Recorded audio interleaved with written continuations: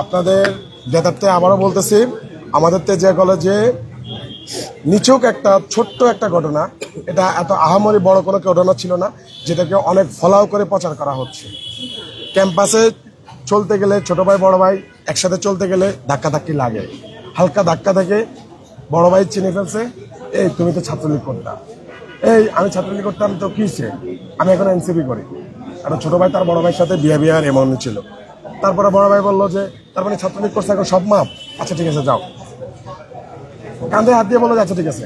এরপর আমরা এখানে নিচে বসে বসে আমরা আড্ডা দিচ্ছিলাম, ও আসতেছিল, তো বলতেছে ভাই এনসিপি করি, ওকে ফাইন আসো চা খাই। এমন টাইমে তেজগাঁ থানা থেকে শেরেবাংলা থানা থেকে পুলিশ আসলো, আয়সা বলতেছে আমরা বলতেছে ভাই আপনারা নাকি ওনাদেরকে জিম্মি করে রাখছেন।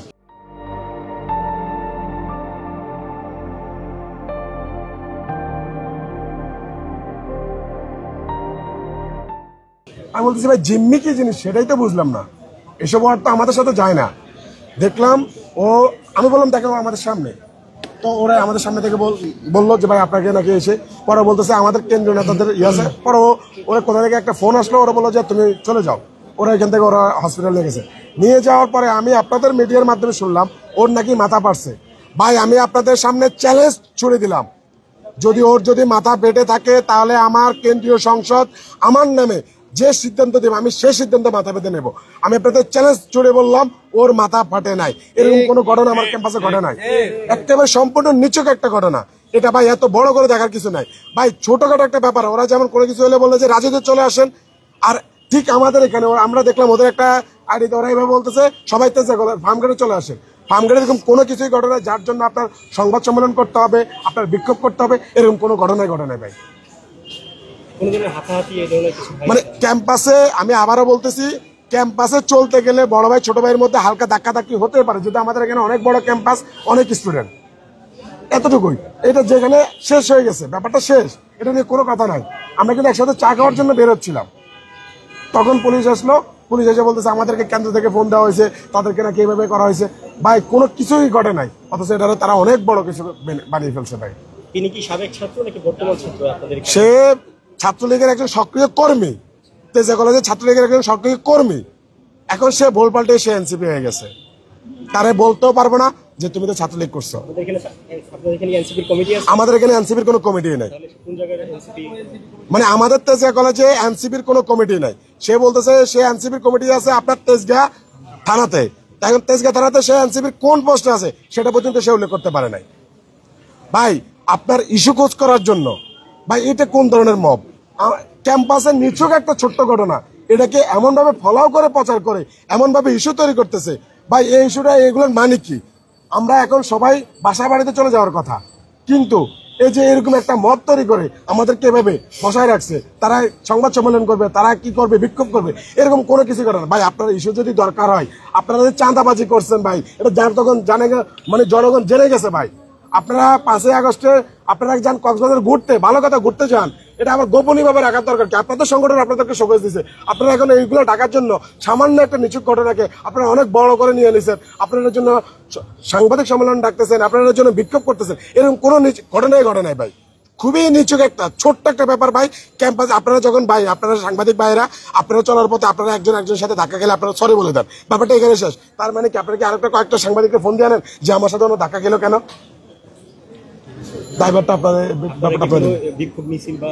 না না না, আমাদের তো কোনো কাজ এখানে, তো আমাদের কোনো কার্যক্রম থাকার কথা না। ওনারা জাস্ট যেটা বলতেছে, এখন ভাই আমরা যদি এখান থেকে চলে যাই আপনারা বলবেন যে তার মানে নিশ্চয়ই কোনো একটা কিছু হয়েছে। এখন এই কারণে ভাই আমরা কি করবো ভাই, এই একটা অবস্থার মধ্যে আমাদেরকে এভাবে মানে হেনস্থা করা হচ্ছে ক্যাম্পাসের মধ্যে, মানে বলতেছে যে তারা এরকম, তো সেরকম কোনো ঘটনা ঘটে না। আপনারা স্পষ্ট ভাবে ভাই বললাম তো, দায় নিয়ে বললাম যে যদি এরকম কোনো কিছু হয়, দায়িত্ব নিয়ে বলতেছি, যদি ওর মাথার মধ্যে ফাটা থাকে তাহলে ওটার জন্য যে শাস্তি দেবে আমার কেন্দ্রীয় সংস্থা, আমি সেটা মাথা পেতে নেব। এটা হচ্ছে ডাহা মিথ্যা কথা। প্রথমত হচ্ছে আপনি, এটা হচ্ছে ছাত্রলীগের স্টাইলে, আমরা ছাত্রলীগের সময় আমরা এই জিনিসগুলো দেখতাম যে একজনকে মেরে তাকে আগে যেমন রাজাকার ট্যাগ দিত, এখন ভিকটিমকে ট্যাগ দিয়ে এভাবে নির্যাতন করে তাকেই আবার অপরাধী বানানো হচ্ছে। একটু interrupt কারণ করি। সুমন যার কথা বলা হচ্ছে সে এখানে ক্যাম্পাসে পরিচিত মুখ, সে ফ্যাসিবাদ বিরোধী আন্দোলনের সম্মুখ সারিতে থেকে এই এলাকাতেই সে লড়াই করেছে এবং 5ই আগস্টের আগে এবং পরে ক্যাম্পাসে বহু আন্দোলনে সে ফ্রন্ট লাইনে ছিল, সবাই তাকে চিনে, ছাত্রদল, ছাত্র শিবির থেকে শুরু করে সব সংগঠনেই সে একটা পরিচিত মুখ। এরকম একটা ছেলেকে এইভাবে ন্যাক্কারজনকভাবে হামলা করে প্রকাশ্যে আবার তাকে বিভিন্ন ট্যাগ দেওয়া, এটা হচ্ছে আমরা এটা তীব্র নিন্দা জানাই এবং ছাত্র দলের কাছ থেকে আমরা এই জিনিসটা আশা করি না। ছাত্র দলও আমাদের ফ্যাসিবাদ বিরোধী আমাদের যে যুদ্ধ ছিল সেই যুদ্ধে তারা আমাদের সাথী ছিল, আমরা একসাথেই যুদ্ধ করেছি এবং স্বাধীন বাংলাদেশে জুলাইয়ের প্রতিশ্রুতি হচ্ছে যে যেই দলই করুক না কেন তারা তাদের নিজেদের মতো স্বাধীনভাবে তাদের রাজনৈতিক চর্চা করতে পারবে, কিন্তু শিক্ষাঙ্গনে আবার ছাত্রলীগের স্টাইলে সন্ত্রাস করা এবং তাদেরকে আটকে রেখে নির্যাতন করা, যেগুলো আমরা ইতিমধ্যে সিসিটিভি ফুটেজে দেখতে পেয়েছি, প্রমাণ পেয়েছি যে প্রিন্সিপাল ম্যামের রুম থেকে, প্রিন্সিপাল ম্যাম নিজে বসে থেকে দেখেছেন যে তার রুম থেকে, তার রুমের সামনে থেকে টেনে নিয়ে এবং এই জায়গাগুলো দিয়ে যেখানে আপনারা সংবাদ সম্মেলন করছেন এই ক্যাম্পাসের ভিতর দিয়ে তাকে টেনে হিচড়ে নিয়ে গিয়ে তাকে রাস্তায় ফেলে নির্মমভাবে তার বুকের উপর লাথি মারা, তার ঠোঁট মাথা থেতলে দেওয়া এবং এখনো সে হাসপাতালে ভর্তি আছে। পুলিশ দেখেছে, পুলিশ এসে তাকে এই অবরুদ্ধ অবস্থা থেকে উদ্ধার করতে হয়েছে। এই জিনিস তো আমরা ছাত্রলীগের সময় দেখেছি। এই স্বাধীন বাংলাদেশে আবার ন্যাক্কারজনকভাবে আজকে ছাত্রদল যেটা করলো সেটার জন্য তাদের লজ্জিত হওয়া উচিত এবং তাদেরকে আমরা বলবো যে তাদের নেতৃবৃন্দ এই ধরনের অন্যায়কে তারা যদি প্রশ্রয় দেয় তাহলে তার মানে হচ্ছে তারা স্পষ্টভাবে জুলাইয়ের এই আমাদের এই চেতনার সাথে তারা বেইমানি করেছে, গাদ্দারি করেছে। তারা যদি ছাত্র দলের এই লোকগুলা নেতৃত্বকে আমি স্পষ্টভাবে বলবো, তারা যদি এই সন্ত্রাসকে প্রশ্রয় দেয় তার মানে হচ্ছে তারা জুলাইয়ের আমাদের এই চেতনার সাথে গাদ্দারি করেছে এবং তারা সেই একই স্টাইলে, ফ্যাসিবাদী স্টাইলে, আওয়ামী লীগের স্টাইলে তারা রাজনীতি করতে চাচ্ছে। ভাই আপনারা একটু কোশ্চেন করি, আপনারা কি আইনগত প্রতিকারের জায়গায় যাবেন কিনা? যেহেতু অবশ্যই আমরা এটা স্পষ্টভাবে বলি, যখন এই ঘটনাটা ঘটেছে আমরা চাই যে সহনশীলভাবে প্রতিটা ক্যাম্পাস নিরাপদ থাকুক। আমাদের সহযোদ্ধার উপর এভাবে হামলা হওয়ার পরেও আমরা আইনগতভাবেই এটা নিয়ে এগিয়েছি। এখানে পুলিশ এসেছে এবং আমরা সিসিটিভি ফুটেজগুলো পেয়েছি এবং এখানেও একটু বলে রাখি যে ফ্যাসিবাদ যে এখনো বিভিন্ন জায়গায় বসে আছে তার প্রমাণ হচ্ছে আমরা যখন এখানে এসেছি আমরা বলেছি সিসিটিভি ফুটেজগুলো আমরা দেখতে চাই। আমাদের সাথে প্রশাসনের লোকজন ছিল, কিন্তু তারা প্রথমে আমাদেরকে বলেছে যে এখানে সিসিটিভি ফুটেজগুলো ওই জায়গাগুলোতে নাই, তারা সম্পূর্ণ অস্বীকার করেছে। এরপরে আমরা যখন নিজেরা গিয়ে দেখিয়েছি যে এই জায়গাগুলোতে হামলা হয়েছে এবং এখানে অসংখ্য সিসিটিভি ফুটেজ ক্যামেরা দেখা যাচ্ছে, এরপরে তারা বলেছে সিসিটিভি ক্যামেরা আছে কিন্তু সেই ফুটেজগুলো নাই। আমরা দেখলাম যে এখানে প্রায় 90টা ক্যামেরা ছিল, কিন্তু সেই 90টা ক্যামেরার মধ্যে যেই 6-7টা ক্যামেরায় ফুটেজগুলো ছিল যেখানে হামলাগুলো হয়েছে সেই ক্যামেরাগুলো আমরা দেখছি যে বন্ধ অথবা তারা বলছে নষ্ট। এটা স্পষ্টভাবে প্রমাণিত হয় যে এটা একটা সাজিয়ে তারা এই জিনিসগুলো লুকানোর জন্য এখানে প্রশাসন অথবা বাইরের কারো ইন্ধন আছে। প্রশাসনের সহযোগিতা আমরা পেয়েছি, প্রিন্সিপাল ম্যামও আমাদেরকে সহযোগিতা করেছেন, কিন্তু আমাদের প্রশ্ন এই যে একটা হামলা হওয়ার পরেও এই সিসিটিভি ফুটেজ গায়েব করে দেওয়ার যে চেষ্টা, অপরাধীদেরকে বাঁচানোর চেষ্টা, সেটা এখনো কারা করছে? তেজগাঁও কলেজ থেকে এই ধরনের ফ্যাসিবাদের দোষরদেরকে অবশ্যই প্রতিহত করতে হবে, তাদেরকে ধরে বের করে তাদেরকে শাস্তির আওতায় আনতে হবে। আপনারা জানেন যে সেই বুয়েটের শহীদ আবরার ফাহাদকে যখন হত্যা করা হয়েছিল তখনও কিন্তু ওই ফ্যাসিবাদের প্রেতাত্মারা তারা সিসিটিভি ফুটেজগুলো লুকানোর চেষ্টা করেছিল, তারা মুছে ফেলার চেষ্টা করেছিল। আমরা সেই একই স্টাইল এই তেজগাঁও কলেজেও দেখতে পাচ্ছি যে এইখানে সিসিটিভি ফুটেজ যেটা হচ্ছে আলামত, সেই আলামত তারা গায়েব করে দেওয়ার চেষ্টা করেছে। এখানে যারাই জড়িত আছে আমরা আমাদের প্রশাসনকে আহ্বান জানাই দ্রুত ব্যবস্থা নিয়ে যাতে এই দোষীদেরকে শাস্তির ব্যবস্থা করা হয়। অভিযোগ আছে আপনাদের বিরুদ্ধে, সেটা হচ্ছে যে আমরা বেশ কয়েকজন ছাত্র দলের কর্মীর সঙ্গে কথা বলেছি, অনেক এখানকার যারা নেতা কর্মী আছে তাদের সঙ্গে কথা বলেছি, তারা বলেছেন যে এটা হচ্ছে বর্তমান এনসিপি যারা এখানে করছে আর কি, এদিকে যারা করছে এবং এই কলেজে যারা হচ্ছে এনসিপি কমিটি দেওয়ার চেষ্টা করছে, এখন পর্যন্ত কমিটি নেই এনসিপির, এটা আমরা জেনেছি তাদের থেকে। এবং আপনারা হচ্ছে এখানে যারা ফ্যাসিস্ট আমলের যারা নিষিদ্ধ সংগঠন ছাত্রলীগের অনেককে আপনারা মানে আপনাদের পুনর্বাসন করার চেষ্টা করছেন। এবং আরেকটা ব্যাপার বলি, যাকে মারা হয়েছে we all are Sheikh Hasina man এরকম ছবি সংবলিত প্রোফাইল পিকচার স্ক্রিনশটও তারা এই বিষয়টা না, এই বিষয়টা ছাত্রদল তো নিশ্চিত করলে হবে না। আপনারা যখন একটা ঘটনা শুনেন, আপনারা যখন ছবি দেখেছেন, সেই ছবিটা আপনাদের বিশ্লেষণ করতে হবে। এই ছেলেটা মোহাম্মদ সুমন, যার কথা বলা হচ্ছে, সে ক্যাম্পাসে পরিচিত মুখ। তেজগাঁও কলেজের আমাদের যারা ভাই বোনরা আছেন, আপনারা একটু সামনে আসেন, সামনে আসুন। আরো বন্ধ করে দেয়া, পুলিশের সাথে বুক পেতে যুদ্ধ করা, এইখানে যে ফার্মের যে ম্যাসাকার হয়েছে, এই ম্যাসাকারের একটা নির্দিষ্ট জায়গা ছিল সুমনকে নিয়ে যে ধরনের প্রপাগান্ডা করা হচ্ছে, এটা ফ্যাসিস্টিক যে কায়দা বিদ্যমান ছিল পূর্বের রাজনীতিতে, সেটাকে আবার ফিরে আনার চেষ্টা করছে ওরা। আপনাদের কাছে মানে আমাদের সাংবাদিকদের কাছে আমাদের দাবি অথবা আমাদের অনুরোধ থাকবে, আপনারা যখন কোনো একটা বিষয় শুনবেন সেটা অবশ্যই আপনারা যাচাই বাছাই করবেন।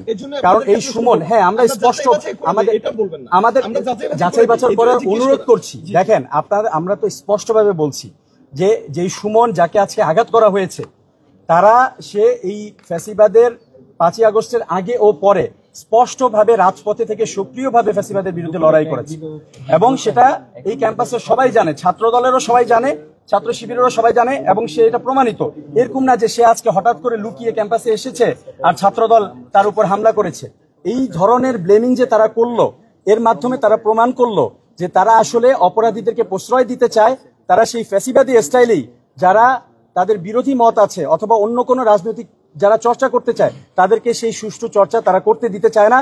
ছাত্র দলের এমন অবস্থানের তীব্র নিন্দা আমি জানাই, এবং তাদেরকে আমি বলবো, এই এক বছর সে তো আপনি বলছেন যে সব সময় সে আসতো ক্যাম্পাসে, এতদিন হামলা হলো না, আজকে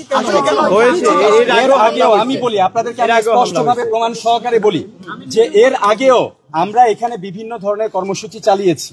তারা বিভিন্নভাবে আমাদেরকে হামলা করার চেষ্টা করেছে, আমাদেরকে বিভিন্নভাবে উস্কানোর চেষ্টা করেছে। আমিও বেশ কয়েকটা প্রোগ্রামে উপস্থিত ছিলাম, তারা এখানে এসে আমাদেরকে বাধা দিয়েছে। তারা বলেছে যে এখানে আপনাদেরকে প্রোগ্রাম করার অধিকার কে দিয়েছে? কিন্তু আমাদের স্পষ্ট কথা, এটা স্বাধীন বাংলাদেশ। এখানে ছাত্রলীগ, আওয়ামী লীগ, গণহত্যাকারী ছাড়া যে কোনো সংগঠন, সে ছাত্র শিবির হোক, ছাত্র দল হোক, এনসিপির ছাত্র সংগঠন হোক, অথবা অন্য যে কোনো রাজনৈতিক দল হোক, ইসলামী সংগঠন হোক, বাম সংগঠন হোক, সবার অধিকার আছে তাদের নিজ নিজ রাজনীতি করার। কিন্তু তারা এর আগেও আমাদেরকে এরকম হুমকি ধামকি দিয়েছে, এবং আপনারা দেখবেন যে আমরা আজকে এই হামলার প্রতিবাদ জানাচ্ছি, স্পষ্ট সিসিটিভি ফুটেজ প্রমাণ আছে। তারা ওই জায়গায় আলাদাভাবে তারা তাদের কার্যক্রম চালাচ্ছে, কোনো সমস্যা নাই, কিন্তু তারা বিভিন্নভাবে উস্কানিমূলক বক্তব্য দিচ্ছে এবং এভাবে স্পষ্টভাবে বলেছে যে একটু আগে মাইক খাইছে, আবার মাইক খাবে। এই ধরনের কথা বলার সাহস তারা করতেছে।